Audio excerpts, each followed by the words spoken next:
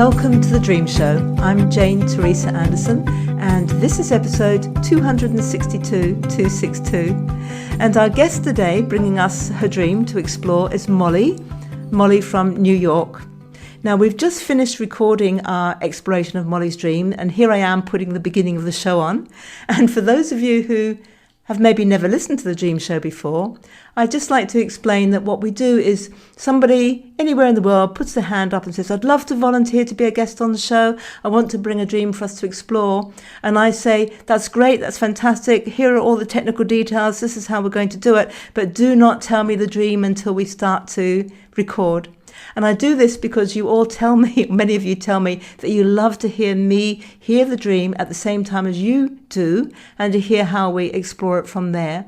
So as always, that's what you're going to get here. If you book a private consultation with me, we do it differently. I ask you to send me your dream at least 24 hours before, and it gives me time to really explore it deeply before we speak. But what you get here is the jump in, and I love that, the jump in and the exploring of this dream. And I know you're going to love this one. It's got some great symbols and excitement, lots of animals in it too. And yeah, we go to some interesting places, which I know you're going to enjoy. Before we go there, just a reminder of the websites. JaneTeresa.com, that's Teresa without an H, is where you can go to listen to every episode of The Dream Show that's ever been, all 262 and counting. Of course, you also get those at all the usual podcast platforms, Apple, Spotify, just about anywhere that you download and listen to your podcasts, you can get us. If you go that way, search for The Dream Show with Jane Teresa Anderson, and it will come up very quickly. At my website at janeteresa.com, you can also read hundreds of blogs that I've written about dreams and dreaming. You can discover my books and my ebooks. I'm an author of seven books. And you can also find out how to consult me privately. And you can also link through to my e-learning website, which is the Dream Academy. Now, at the Dream Academy, you can enroll to do courses online. And they start with how to interpret your dreams step by step, and they continue on from there. The address for that is dream-academy-online.com, or you can get there direct from janeteresa.com. At the Dream Academy, at least the first two courses, you go at your own pace, in your own time. You watch videos of me speaking, you download the notes, you fill in charts, and it goes from there. So let's get on with what you've really come here to listen to today, which is Molly's dream. Welcome to The Dream Show, Molly. Thank you. And you are in New York? I'm in New York. And it's the end of your day? Yes. Have you had a good day? Yeah, a very long day, but Tuesday's my busiest day, but it's been a good day. A long day, but a good day, and your brain's still active to go through a dream. So, as always, I have no idea what dream anybody's going to bring. I just know that you said that you had it enticed me. Whatever the word that you were that painted the picture of your dream enticed me without telling me anything about it. So, I'm all ears. What would you like to describe your dream? Yes, I wrote it down. So I hope it's okay if I just read it. Yes. Okay, so I'm on a big ramp or bridge. It's metal and it reminds me of the gangplanks that go onto ferry boats. And my family and maybe friends are in a kind of indistinct large group of people walking behind me. But I'm walking ahead with Anna, who's a person who I've recently started talking to in a romantic context, but it's complicated. And we start to fly. I'm sort of explaining about her to my family at the same time, and I accidentally misgender her twice. Twice I refer to her as a he, and I don't actually remember anything else of what I was saying to them about her. I just remember that. But meanwhile, Anna and I are flying, and my legs are lifting up, and we're moving faster and faster, kind of zooming across the bridge together. And it's exhilarating, and we hold hands, and then we let go of hands, and I land, and I find a way to land on my feet towards the left, away from everyone, and I feel confident. I remember thinking I feel confident that I can land, But then I actually crash down in the dark and fall. And I realized that I'm surrounded by sea lions or giant walrus type creatures who also come flying in and surround me. I'm a little scared because they're huge and almost look like mountains, and it's dark, and I can't quite figure them out. I notice that there's light shining behind them, so they're backlit and particularly dark in front. And I get up slowly and I find a way to get past them, and I realize they're not that dangerous. And then I'm in an enormous library of children's books, and my cousin Rosanna is there, and she's so excited because we're both just starting at this university where they have this whole children's book library. And I realize I should be looking up books for the art classes I teach, and the mood is very happy and excited. And that's it, or that's all I remember. So I had I remember now you said about your dream when you contacted me. I can't tell you about the dream, but it's got full of emotion and yes, so I get that. So ended on a really a very up kind of mood and excitement about the yes, yeah. And a wonderful animal section in the middle, which I love. Yeah. And the flying. Fantastic. Okay, so I'd actually probably quite like to jump right in the middle and look at the sea lions and walruses. I agree. So they were flying. They normally live in the ocean, but these ones were flying in. Yeah, they flew in and surrounded me. And when you saw them flying, did they have like wings, or were they just like their normal shape and kind of coming in like planes? Or yeah, it's like they were almost in like the seated position already, and they just like zoomed in and got closer and were around me. So the kind of seated position. And of course, we always have to be careful with that word zoomed these days, because although it was a word we used a lot and you use in the context of flying fast, it does also have a bit of a double meaning these days as well. You know, in some sense, like I'm seated and you're zooming into me. Well, that's true. I mean, they were smaller in the distance, and then they became larger and closer and surrounded me. Oh, right, okay. So yeah, it became larger. And then when they actually flew in, they were huge. They were like the size of mountains, you said. Yeah. Or, they looked like mountains. I don't know. Yeah. How did you feel? I know there came a point where you got past them and then they weren't that dangerous, but how did you feel when you saw them coming in when they were quite small? That moment passed very quickly. Like, I kind of know that happened, but it wasn't very long. Like, very quickly after I myself landed and realized I had not landed on my feet, but fallen in the dark and was sort of in a dark corner, very quickly I was then surrounded by these walrus sea lion creatures. And did you get a feeling that they landed on their feet or on their tummies or on their bellies or on their bottoms, or did they also crash? No, they didn't crash. They landed neatly.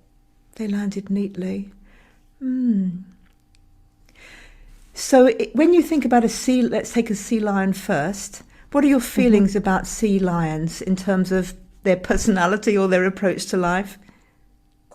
Generally positive. I mean, I can't say I think about them that much, but generally very positive associations. I love the sea, and I love sea mammals of all kinds. I grew up in Vancouver, British Columbia, and I often would see harbor seals there, and I love seals, which I guess is something I interact with more. Yeah. Yeah, I also, on the other hand, I guess I should add that, this dream was a couple weeks ago now, but just a few days ago when I was thinking about it again, I remembered that this summer my sister and I had learned the Latin name for sea lion, and we liked it. We joked it would be a good baby name. Can you remember now what it is? Yeah, it's Zalo, I think. Or it's longer than that, but the first four letters are Zalo. Zalo, as in Zalo. Yeah. Got Zalo and zooming. Zalo, a baby name. And the walrus is much the same kind of symbolism for you? Much the same kind of feelings? Yeah, I once drew a picture of a walrus and I have it in my room. It's a little picture. I like them. Ah, so that picture that you have, what do you associate? Like when you drew it, was it one of your first drawings? Did you do it at a particular time? Yeah, I did it like maybe, yeah, I drew it for a sort of New Year's card I sent out in 2017. And I remember being pleased with the drawing and liking it. And I don't know, I have positive association. Yeah, yeah. Can you remember what made you decide to draw a walrus? I kind of like unusual, quirky creatures. Okay, so we've got unusual and quirky added to our list now of what these beasts mean. Yeah, I guess Unusual, so. Or yeah, just, not your go-to cat or dog. yes, love it.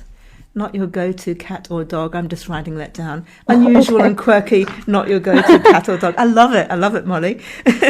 And yet there's also the sense there when you were talking about the sea lions and saying that when you were in Vancouver, you liked the harbour seals. And there's a Hmm. sense to me when you said it that the harbour seals are close, well, literally closer to home. Whereas the sea lions in the dream and the walruses in the dream came from a long way from home, from way up in the sky somewhere, and zoomed up large. But you also saw them as sea lions, from the greater ocean rather than the harbour seals closer to home. So there's this kind of sense in that dream of something an energy that is close to home that you like the harbour seals. But in this dream is related to that, but it's something that's coming from much further away and is coming very, very close to home in the dream, like totally surrounding you. And that energy has an unusual, quirky quality, not your usual go-to cat or dog. So there's a sense there of, because often, obviously we can't take a dream dictionary approach because every dream is unique, but often we will have animals in our dreams when our unconscious mind might otherwise put a person in a dream to represent a particular characteristic or approach to life, but you're not really conscious enough or aware enough of an aspect of your life to put a face on it that you know. And that's when our dreams can sometimes bring up animals. So it's more like it's an instinct or an energy that you're getting in contact with about yourself, and that your dreaming mind feels more comfortable expressing at this stage as an animal. Okay. Yeah, and in the dream, that energy of yourself comes from way out there in the distance, and very fast, faster than you can even recognize it. It's something that you can't see, zooms right into focus and plonks right down inside you. Beside you. So it's like at the time of that dream 2 weeks ago, at least unconsciously, there was a sudden shift to, oh my goodness, there is something about me, me and my life Hmm. that I am recognizing is more unusual and quirky than your usual go-to cat or dog. And I'm a little bit sort of scared about it because it's huge and mountainous. And yet, when I get past that feeling, it's not Hmm. that dangerous. Maybe I can become comfortable with that. So that's where we're going to go back to the beginning of the dream, but we're sort of coming in to look at that energy in the Yeah. middle. Are you okay with Hmm. this so far? Yep. Yep.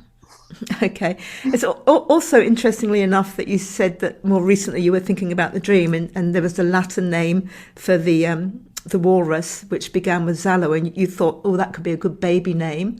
So unless you're thinking about actual babies, that sense of a baby is a sense of something new in your life, something being born. So it's kind of, maybe if you ever did know the Latin name of that creature before your dream, we sometimes are unaware of what we actually Oh, I know. did. Oh, I you did did? know it. No, Okay. I learned about it this summer with my sister, and we really, like before the dream, and we really spoke about how it would make a nice baby name. Okay, so it was before. Sorry, I misunderstood that. That's great. So you've got that sense of this beautiful, huge, mountainous energy thing that appears in your dream, which is a part of yourself, is also associated perhaps with something that could be new and exciting in your life that you would give a name to. Yeah, give a name to. There's an energy in my life or something happening I would like to give a name to. I would like to put a name on this. I'm Yeah, I'm jumping, but this is just me, to the fact earlier in the dream where you misgendered Hmm. Anna putting a Mm-hmm. name on her or Mm-hmm. whatever gender she goes by, and putting a he on Yeah. Anna. Yes. So there may be a naming and putting a name on something. But let's go to the very beginning of your dream. Okay. You've got I'm reading my notes as I took them, so I hope I can read them. You've got a ramp or a bridge, which is like reminds you of gangplanks onto ferry boats. Yeah. Do ferries play a role in your everyday life? Yes. Because I just spent the summer in Vancouver, BC, where the seals are, where also there's a lot of like there's a big ferry system that goes to different islands.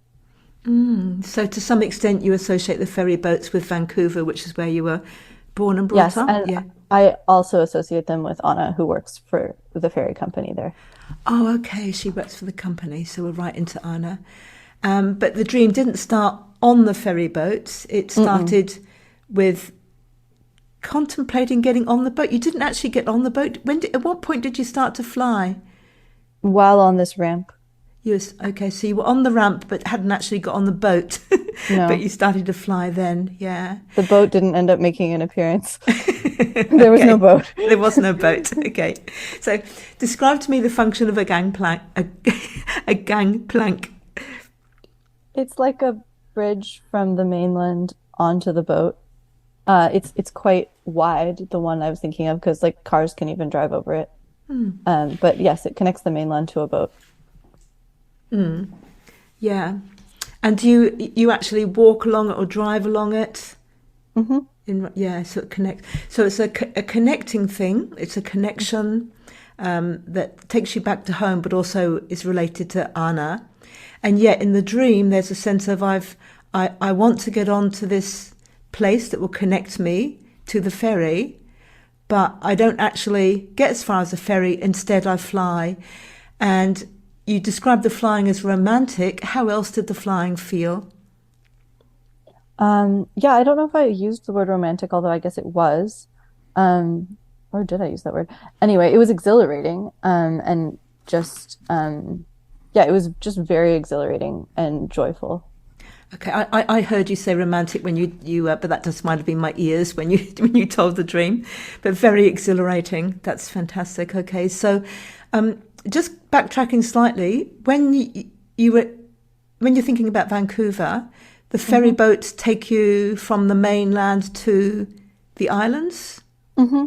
Yeah, and what's your association with the islands? Are they places that you like to go to, or Yes, and often go on family vacations there. right? So that kind of explains the family and friends group behind you as well. Could be. Yeah. And have you any idea in the dream whether you were disappointed that you didn't get on the ferry boats, or was the exhilaration of flying, did that make up for that, or was it better than getting on the boat, or Yeah, I don't even know that I was thinking about a boat. It's like I knew it was the type of bridge that leads to a boat, but I don't even know that I was thinking about a boat. right, okay. So it was a type of bridge, it was a connection, and it was a Hmm. connection that you associate with Anna because you associate her with ferry boats. Yeah. So the whole beginning of the dream is something like I'm leaving the mainland and I'm exploring this connection with something that reminds me of Anna. Hmm. And I'm aware of friends and family behind me, but I'm ahead. And Hmm. then I meet Anna and I take off on a fly and have a very exhilarating experience. Hmm. Yeah. So there's a sense of this dream may be the first part of a dream often states the issue that the rest of the dream or the situation that the rest of the dream is going to go on and explore. So the situation to me seems to be I'm exploring my connection, maybe in the waking world with Anna, but when we think of a dream and we look at everyone and everything in a dream as representing something about ourselves, it's more Hmm. about this dream about making a connection with things that you associate with Anna. So if we go to Anna, Mm. Hmm. how would you describe her? Her is it her? It's her. Yeah, Yeah. her energy Um, or personality. yeah.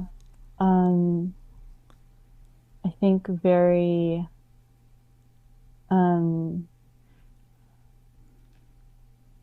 Well, the first thing that comes to mind is confident in her sexuality.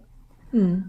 Um, and then also very warm and maybe very impulsive. Mm-hmm. Love it. That's great. So when you say confident in her sexuality, it's interesting that later on you're confident. You're confident that you were going to land, but you didn't. You crashed. Hmm. So we've got a double on the confidence there. And a little bit impulsive maybe works in with the flying instead of getting on the boat. Yes, maybe. Yeah. So when you think about yourself, where are you on the level of impulsive or not impulsive? Not very. Mm. And where are you on the level of warm and not warm? You sound very warm to me, but Yeah, I think so. yeah. And confidence in your sexuality? Less than Anna. Less than Anna, yeah. So often a character will be in our dream to represent a part of ourself. And sometimes Hmm. that part of ourself can be a part we know about. Sometimes it can be more in the shadows, more in the unconscious. And Hmm. so you may, and that person can also represent issues that you're exploring. So, one Hmm. of the issues there is impulsive at one end of the scale versus not very impulsive at the other end of the scale. So the dream Right. could be exploring how impulsive I, Molly, am or aren't, and how I feel about this and how it's affecting my life. Yeah, that tracks. Yeah, we will definitely focus on that one. And the other one is a question mark over what level of confidence you've got in your sexuality, which Hmm. may or may not go along with the idea of exploring impulsivity as well. Yeah. Yeah. And yet in the dream, when you make that connection with Anna, you hold her hand, and the minute you make that connection, you've gone from on a gangplank looking for connection to Hmm. holding a hand, making a connection. And once that connection is made, you're up in the air and it's very exhilarating. Hmm. So making a connection with this part of yourself, I know there's Anna in real life too, but we're going deeper and looking at yourself. Yeah. Yeah. Yeah. Making a connection with this part of yourself that might be, maybe, could be more impulsive and Hmm. maybe could be a little bit more confident about your sexuality. When you make that connection, it has a really exhilarating and wonderful feeling. Hmm. And yet, when you try to explain Anna to your family, you misgender her. Hmm. How did you feel about that in the dream? I noticed it and I noticed myself doing it twice. And I felt confused about it. Like I was surprised that that came out of my mouth.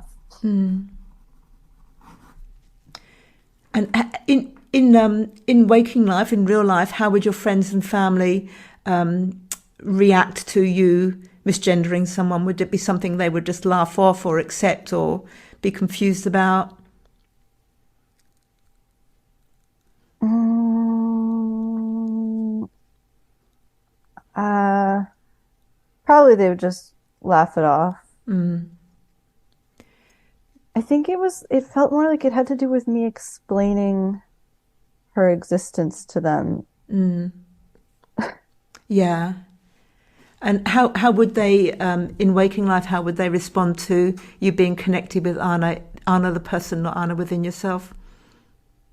Um,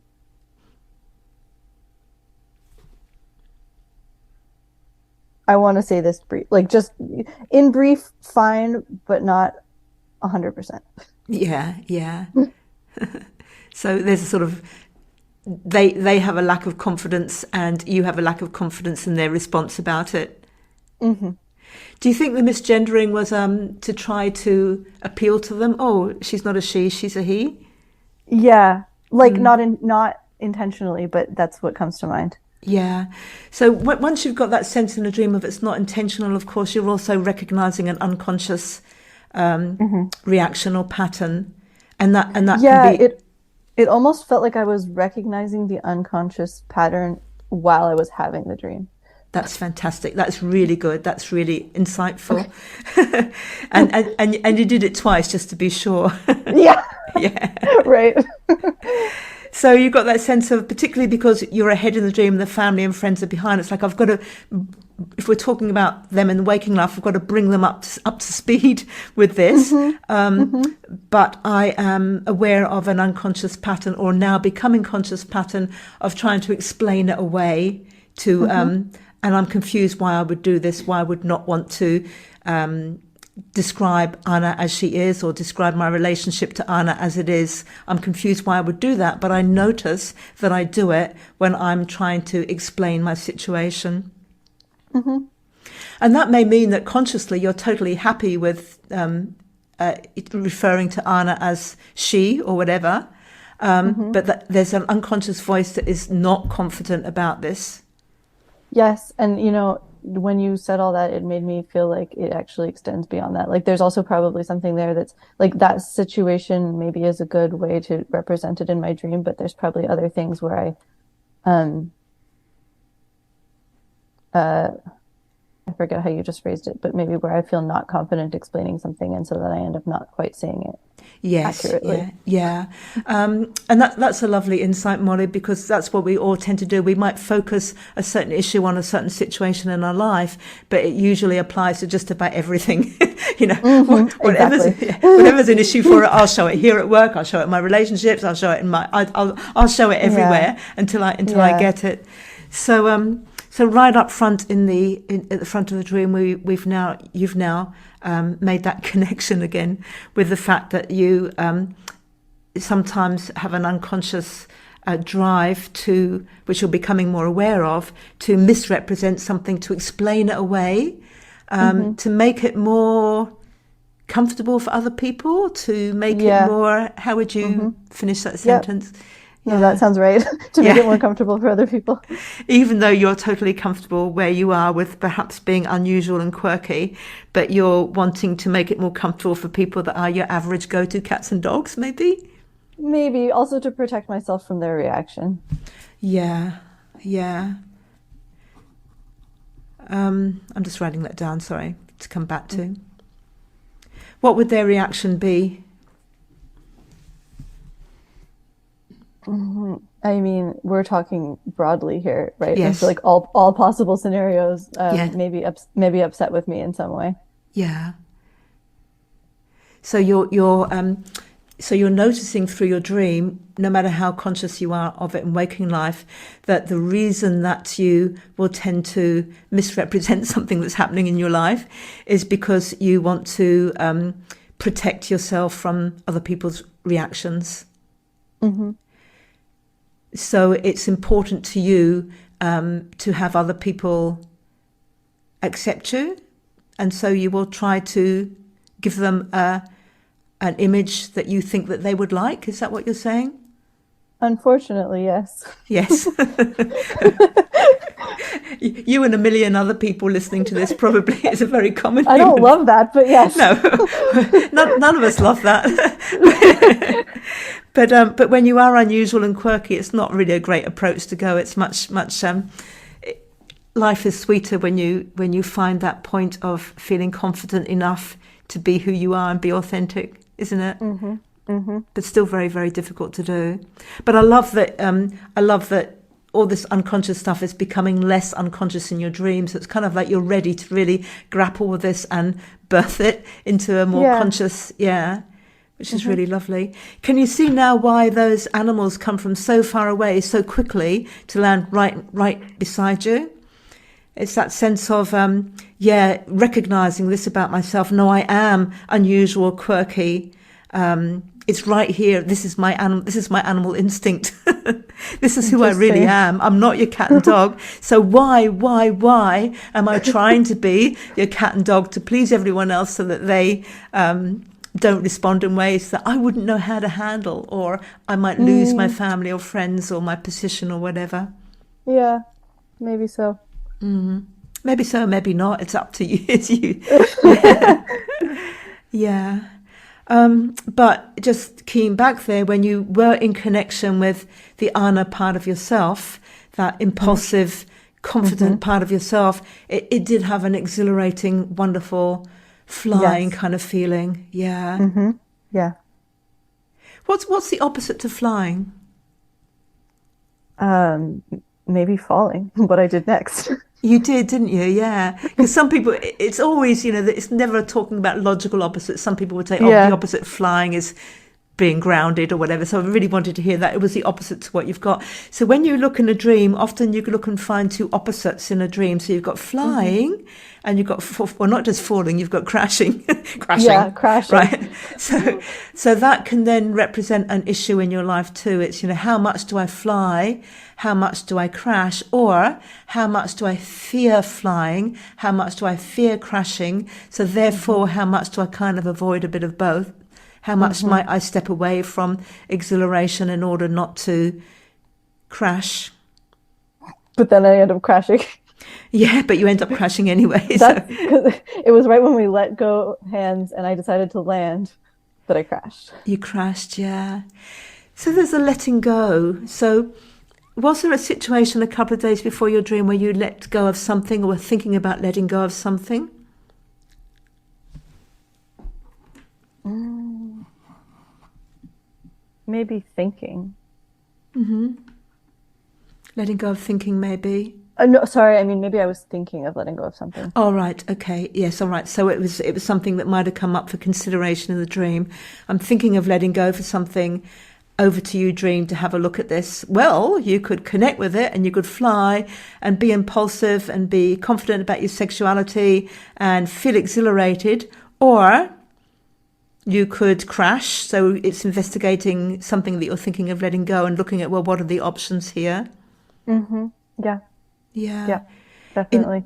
yeah. And I'm thinking, just looking at one of those issues, the impulsivity, particularly when you say you're not very impulsive, which is like the complete opposite to impulsive. There's a sense of I want to be impulsive in my life, but if I let go of that, like I let go of Anna's hand, if I let go of being impulsive, what will happen to me? I'm afraid that I will crash. I'm Yeah. confident that I can land, but actually, I'm afraid that I'll crash. Yeah. Yeah. So that sort of brings us back to I'm feeling that it's not good to be consciously or unconsciously. I feel that I shouldn't be impulsive because if I'm impulsive, I can tell myself that I land on my feet, but I'm actually frightened of crashing. So that sort of puts you back more into the corner of, you know, I really tend to be not very impulsive because I'm frightened of the end result. Yeah. That sounds right. Yeah, and that's the point in the dream where all the animals zoom in very quickly. So that's the point in the point in the dream where you kind of start to forget about people symbols like Anna, family, friends, and you go for Hmm. direct animal instinct. Okay, so what am I up against here? I am surrounded by, in my fear of crashing, I'm surrounded by the fact that there's this mountainous energy within me that is unusual and quirky and not your average cat and dog. What am I going to do about this? That's what I'm frightened. I'm frightened that I won't land on my feet, that I'll crash, and I'll have to, and that's what I'll find myself in that position of being seen as being unusual or quirky. Hmm. And yet there's two really interesting things that I love about that. One is that they're backlit. Hmm. So, what did the light behind them make it harder to see them? Did it give what did the fact of the light behind them and the sense of being backlit? What did that feel like for you in the dream emotionally? It made them more obscure and therefore scarier in the front. Like I was less sure, like shadowy, kind of like I wasn't sure what was going on. Like the fact that they were so dark in front made them scarier, but then also I could see this like very bright shining light behind them, and that made me realize that actually I could kind of slip past them and it would be fine. Yeah, okay, that makes sense. So there's something about the glaring bright light of clarity or of seeing something that It seemed like actually, definitely a positive light. Yeah. yeah, okay, that's lovely. So there's this really lovely positive light, but when I see this positive light, I'm actually not, I'm actually quite scared because things look darker than they are. Because when you Yeah, get like the light shining from behind made the objects in front of me dark on the side dark, I was of them, if that makes sense. yes, it does, yeah. And yet when you went round them or past them, they became less scary and you could see them more clearly.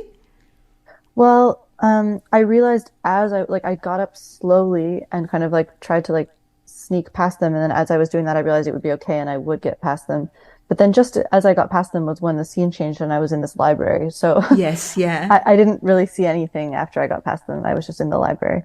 Okay, that's lovely. We'll come to the library. I love it. Mm-hmm. So there's a sense of, okay, I'm unusual, I'm quirky, I'm scared of this, but I see the light. The light is lovely, it's positive. And it's really actually showing me, one thing this light is showing me is how is how dark and shadowy and unsure I am, because you said you were less sure, unsure I am about myself. And yet, when I slip past, I can see that they're not as scary as it was. So there's a sense of, as we all do, when we suddenly become aware of something that has been deep and dark and scary in our lives, and we suddenly have a light shine on it, the first response can be, oh my God, is it really as dark? That's even worse than I was thinking. That is really frightening. I'm really seeing it in its full glory, and I don't like that at all. Well, I couldn't see it though, because the side facing me was dark. That's true. Sorry, you're right. Yes. So it's so it's lighting the back, but not the front. And at the beginning of your dream, you had your family and friends behind you, and you were in front as well. Backlit. Anything jumping to you from backlit? No, it was just a really stark, like very dark and very light, kind of like almost black and then like bright white yellow colors, but nothing, no particular associations with backlit. Yeah. So just total contrast, really. The contrast of the light made what you were trying to see really difficult to see. Yeah. And then we have the scene shift, and to a totally positive ending. So that positive ending follows that sense you had of, once I got past them, they weren't that dangerous. Yeah. So something in my life that once I see it and I zoom into it and I get past the fear and I see the light, but I realize it's not quite as dangerous as I had feared. In fact, it opens up to me being with Rosanna in a library of children's books. Yep. Right, which felt really positive. So Rosanna, I think you said, was a cousin? Yes, she's my cousin. Yeah. So how would you describe Rosanna? Well, she's actually, she's a very quirky person herself. Good. Yeah. In a way that I think is positive. Yeah. It's something I appreciate about her. And she's very warm and friendly. One thing I do associate with her, or that I thought about her recently, is that I know she wants to have kids, and she's in her late 30s and maybe hasn't found herself in a situation yet where that's happening.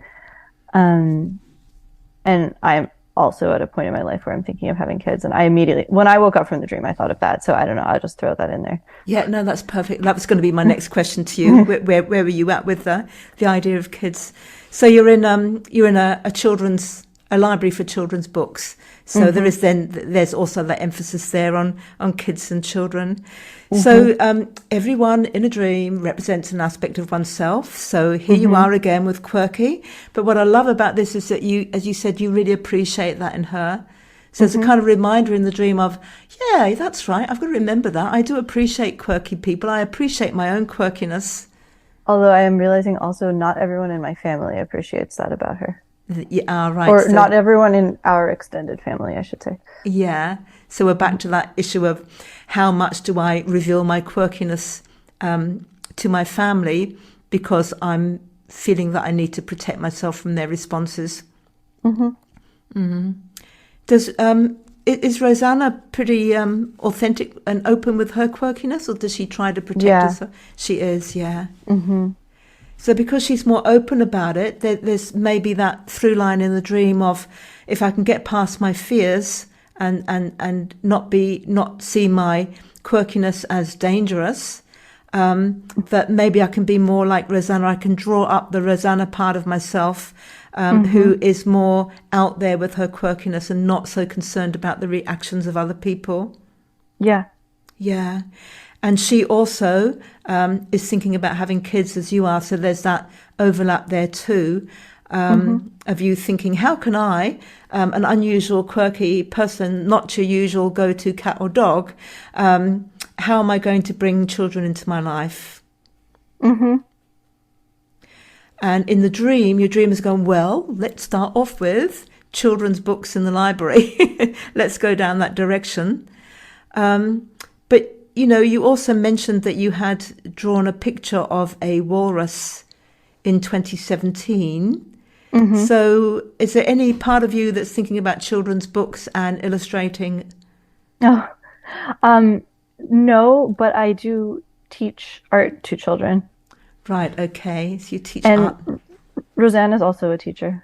Right, okay. So you both teach art to children. So when you were Well, in... she teaches something else, but anyway, it's just another association. Oh, right. Or I think even in my dream, it sort of made sense. Oh, because we were both starting at a university where they had this library, like we were both there for kind of professional reasons. Yeah, so in the dream, you were at the University of Professional Reasons. Do you know what they were? What We were reasons? just starting, I mean, I guess for education reasons, but we were starting at the university. I don't know why. So it was a new beginning at the university, and yet was the library on campus, the children's book library? Yeah.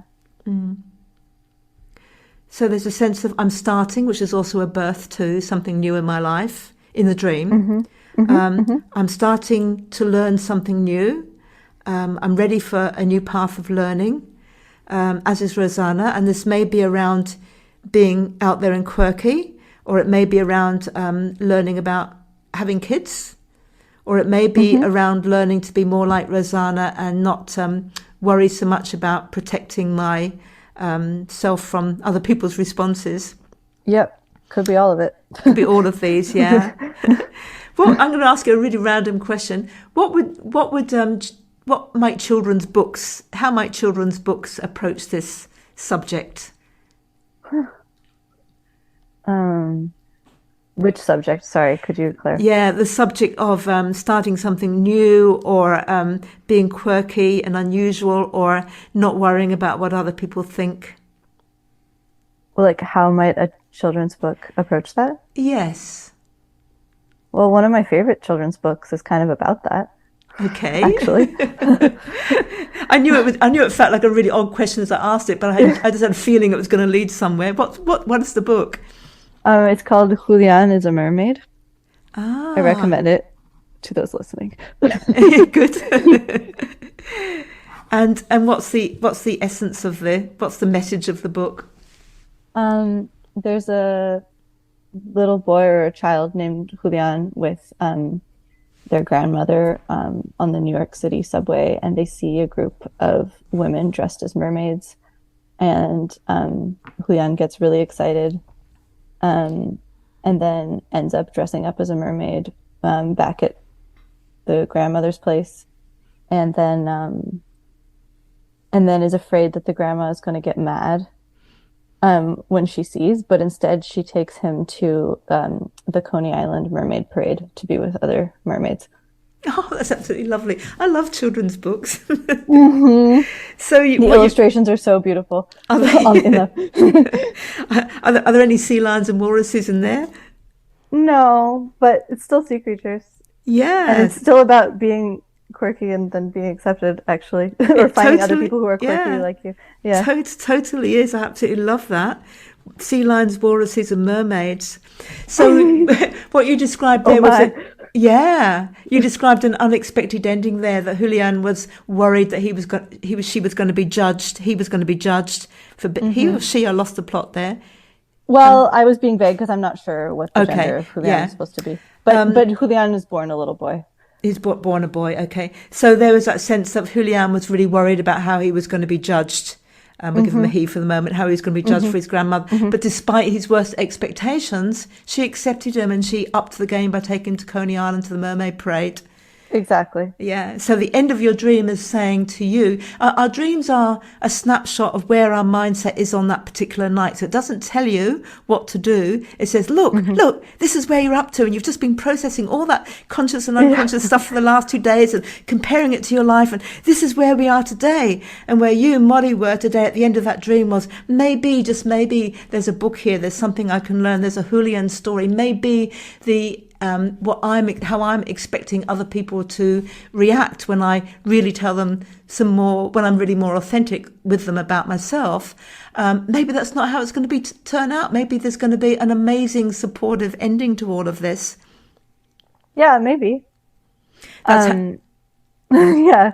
It's funny because the last thing I remember in the dream is realizing that I ought to be looking up books for the art classes I teach in real life. Yes. Like, this is what I ought to be doing with my time there. Yeah, well, it applies across the board. So, if you had that sense with your art classes, there's a part of you thinking, maybe I can teach the children in my art classes to also be more accepting of themselves and have greater expectations and more accepting of others, and exploring their own mermaid identities. There may be that sense that you want to introduce more children to that, but we can also be driven by what's important to us as well. So that impetus, that impulsive, maybe even impulsiveness to want to take the children in your art classes down that kind of route, looking at those kind of books and looking at Julian type books, is you wanting to explore that for yourself as well. If and when you do decide to have a child of your own, from what you've said now, that Julian book would be, a number one read right from birth. Yeah. So what you want to teach your children, you need to role model yourself as well. So if your child or children see you trying to not be a mermaid in front of your family and friends, what lesson are they going to learn from that? Well, right, that it's not okay to be a mermaid when you're a mermaid. Yeah, exactly. So, to me, the thought that you're at a time in your life when you're thinking, do I or don't I have children at this stage of my life? What route do I take to achieve that? Is the big question mark over that is, if I go down that route and I want to do it lovingly and well and compassionately, then I have to already role model the person that I would like my children to base their lives upon. I have to be the mermaid now if I'm going to have children that I want to bring up as metaphorical mermaids as well. So, and there may or may not, on top of that, be then this sense of, I don't want to, one of the things that's, one of the cons about having children in my life is that my friends and family are not going to support me, that I'm going to find myself trying to express a slightly different picture in order not to suffer what I imagine would be their response to me, rather than me saying, you know what, I'm doing it anyway because this is me. Yeah, there might be a piece there. I mean, there is. Yeah. And I think, one of the standout bits in your dream, apart from the animals and the connection that you've made with the sea lions, the walruses and the mermaid, is that sense right in the middle of, I think I'm going to land on my feet. I'm pretty confident I can land on my feet. Oh no, I'm going to crash in the dark and fall. So it is sort of working on confidence and recognizing that there's a part of yourself that believes that you're always going to crash. Whereas the dream is not saying this is what's going to happen. It's saying there is a part of me that does not believe I can land on my feet, that thinks that I'm going to crash. Right. And it's a less conscious part than the part that, because I remember having a thought in my head, oh, I can definitely land on my feet. Yes. But then I didn't. That's absolutely correct. The unconscious has the fear. Yeah. And as you probably know well, when we make decisions in life, we make them consciously, but our unconscious mind has the greater sway. So you might make a decision about something in your life where you think, I can confidently land on my feet with this one. But if your unconscious is going, no, you're going to crash, you'll find that you sabotage it, or you make a different decision because you think that it's not going to work out well. So it's good to know these things about ourselves. And then once you've really pinpointed aspects of your unconscious mind that aren't working for you, you can then, that's the point where you introduce the dream alchemy to change that. Yeah. So I'm sensing from what we're talking about here, and bearing in mind that there's lots and lots of people listening in, I'm sensing that these issues are applying at many different levels of your life. Yeah, I think so. Is there anything else that you would like to either ask or comment upon or enlighten us upon before we move to a dream alchemy? Um, no, I mean, I'll probably think of it right after, Yeah, that's good. So with dream alchemy, just I'm sure you're aware of it, Molly, but this is for people listening in. Just a reminder that what dream alchemy is where we look at a dream and we do one of two things. We either see something in the dream that's really positive and we create an exercise that really amps up that positives and gives it the energy and kind of encourages our unconscious mind to go, yeah, you're on it. This is it, build it up. Or, and perhaps more powerfully, we pick a part of the dream that shows an unconscious limitation. So it might be a fear, it might be a pattern of behavior, like you're one of, I'll misgender, I'll misrepresent something in order to protect myself from people's responses. You pick up a pattern, an unconscious pattern that you suspect is not really serving you very well in life. And in dream alchemy, you use an exercise using the symbols of the dream to basically reprogram your unconscious mind or rewire your brain to change that pattern so that it's not interfering with your waking life. So if you were to pick one thing, there are many things in this dream that we could go with, and there are many dream alchemy, but if you pick one thing that you think stands out to you that you would like to change within yourself from this dream, what would it be? Because before you said one thing I'd like to change, because I mean the thing that stands out to me the most strongly in this dream is the walruses, or the sea lions or whatever they are. Yeah. But I don't thing that I'd like to change. I mean, I guess. I mean, I would like to.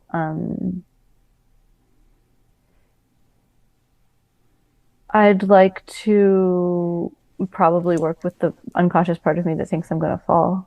Yes, yeah. So you can do both on the side because you're an artist. You could do some artwork around sea lions, walruses, and mermaids all together in a lovely light and accepting each other. So you can kind of play with that, and that would be good. And particularly because those symbols appeal to you, and they are amazing symbols in the dream. So you could almost, you know what, Molly, I'm seeing those you had the crash fall, which was your fear of landing. Fear of crashing, and straight away what crashed beside you? Sea lions and walruses. So they are actually a symbol of the same thing. Right. If I'm unusual and quirky, I will crash. There's the fear. And we want to change that. So my suggested alchemy, if you don't mind doing, art has worked for you from what I'm hearing. No, not at all. You don't mind doing, okay. So to do no, it's not work. Great. So to use art in whatever way you like to transform that scary, dark feeling of the backlit sea lions and walruses in your dream, to transform that into fully lit, beautiful, totally unusual and quirky. Bring in sea lion and walruses, bring in the mermaid as well, and maybe even some kind of little symbol from the Hooligan book. And Julian. Yeah. Julian book. And his name anyway. I'm sorry, I'm getting too excited. I'm mispronouncing. I'm misgendering as well, probably, but mispronouncing.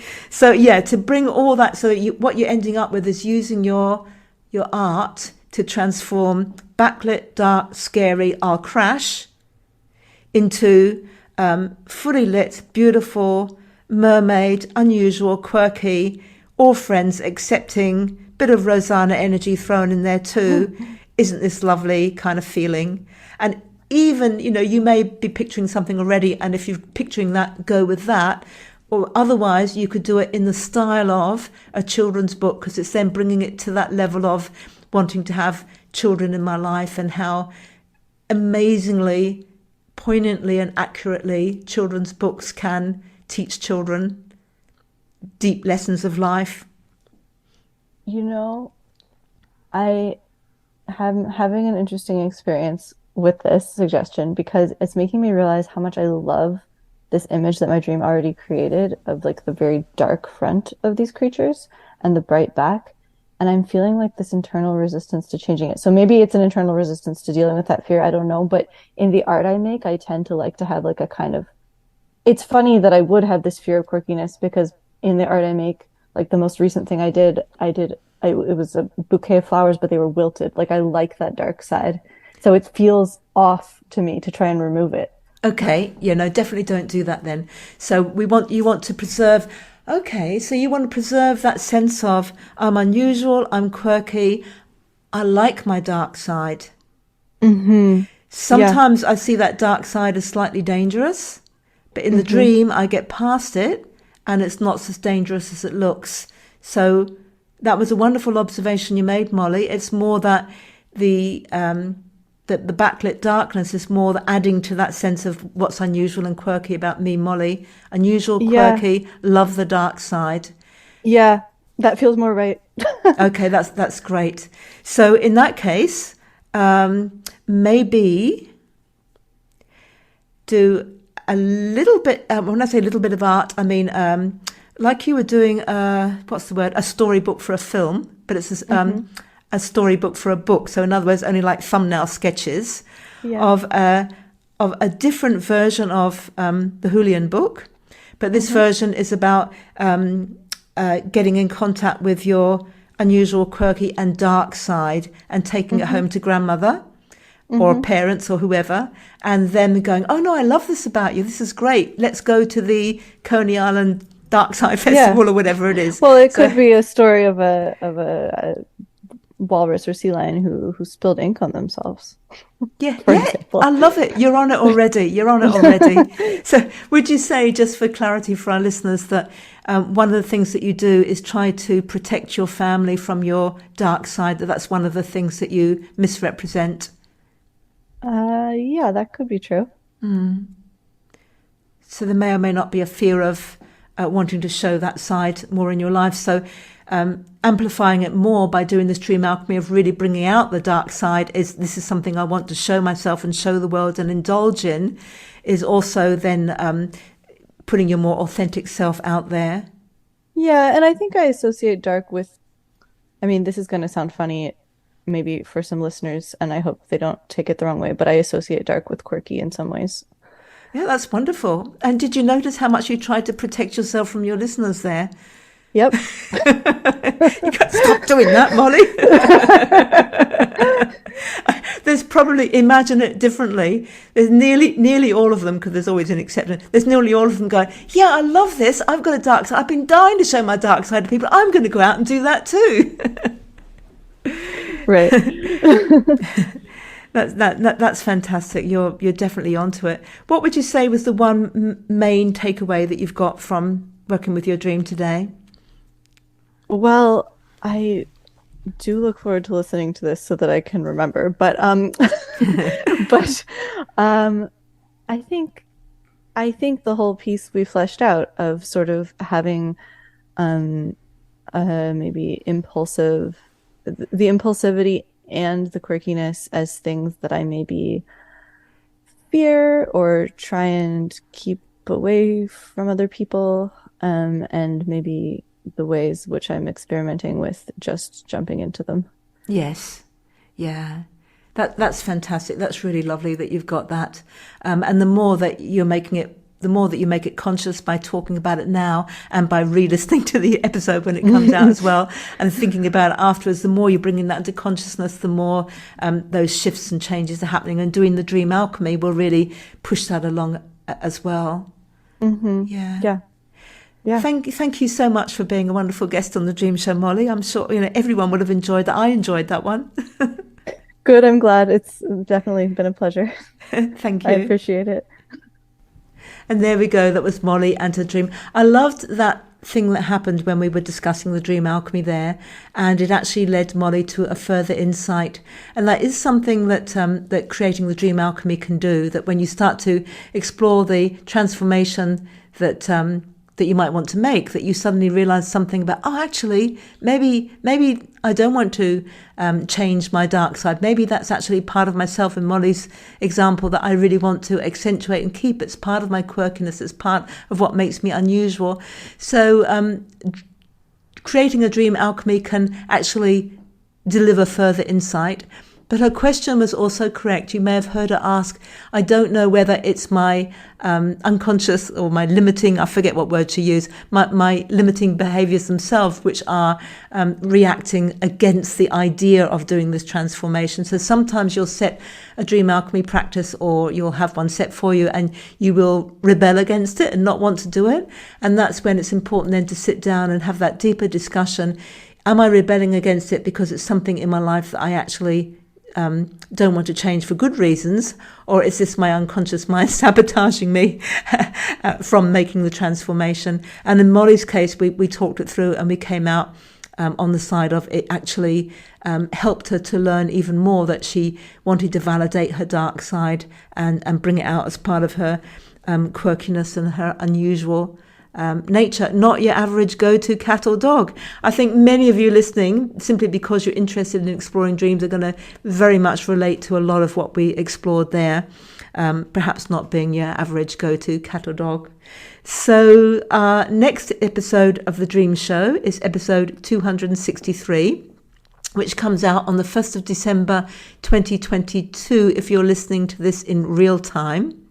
If you'd like to be a guest on The Dream Show, all you have to do is go to my website, go to janeteresa.com, go to the menu, and under podcast The Dream Show, there's a drop-down box, and there's one that says be a guest on The Dream Show, and you can take it from there.